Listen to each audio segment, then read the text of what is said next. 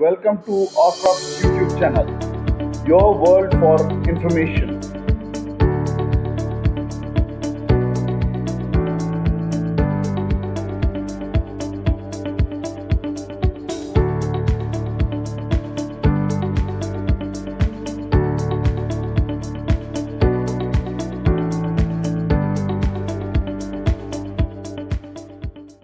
Hi all, how are you?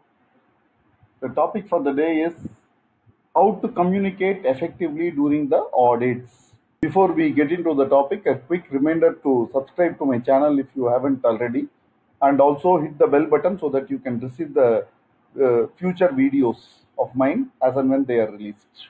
Any communication during the audit is always more than just being logical, it's more of psychological. Why is communication so important during an audit? Audit is a place where there will be exchange of views, different perspectives, which means there are potential possibilities of conflicts. So, if the communication is not clear, it will result in conflicts. When I mean communication, I just don't mean the words. It's little more than that.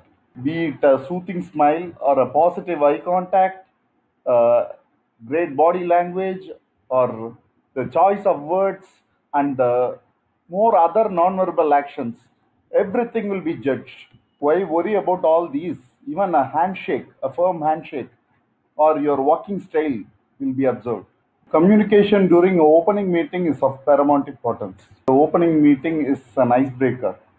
It is the place where the auditor has to quickly grab the client's attention to the audit process and uh, agree upon all the events that are bound to happen in the during the audit.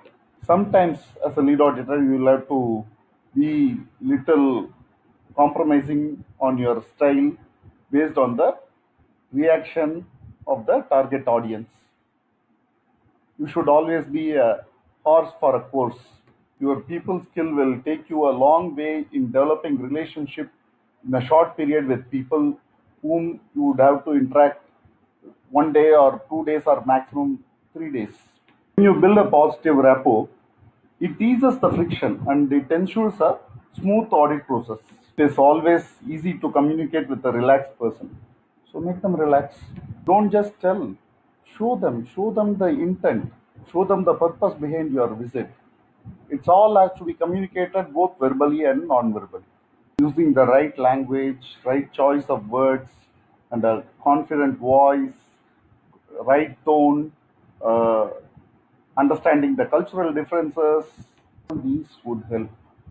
You all would agree with me when I say you should avoid conflicting conversations. When you are interviewing or questioning the auditee, it's always good to start with an open-end question and then use the funnel technique. And finally, you want an yes or no answer, then you can finally close it with a closed-ended question. Generally, as an auditor or a lead auditor, you would look for three things in an audit. One is the intent, the second one is the implementation, the third one is the effectiveness. To establish this, all you need is evidences, objective evidences. If you have already won the confidence of people in the opening meeting, your audit process would be mostly smooth.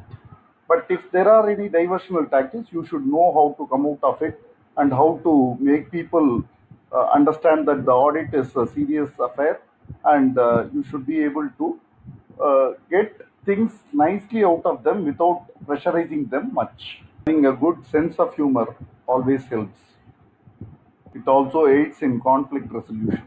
As a lead auditor or as an auditor, the audit process is all about communicating it right and getting things done.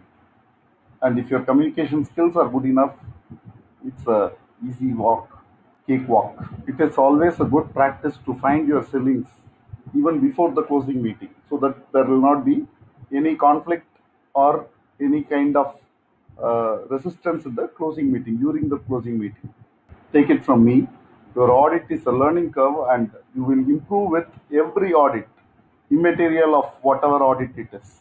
Your communication would also get better every day. You can see the improvement from audit to the next audit. Every day is a new experience. Preparation for communication is key. Sometimes the filter helps.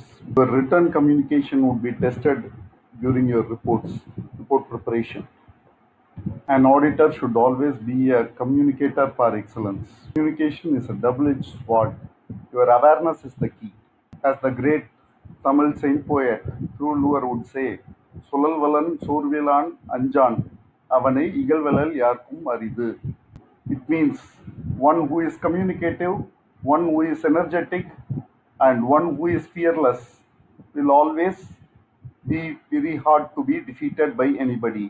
This is true for an auditor. An auditor has to have all these qualities to be successful. I hope you had a good time listening to how to communicate effectively during an audit.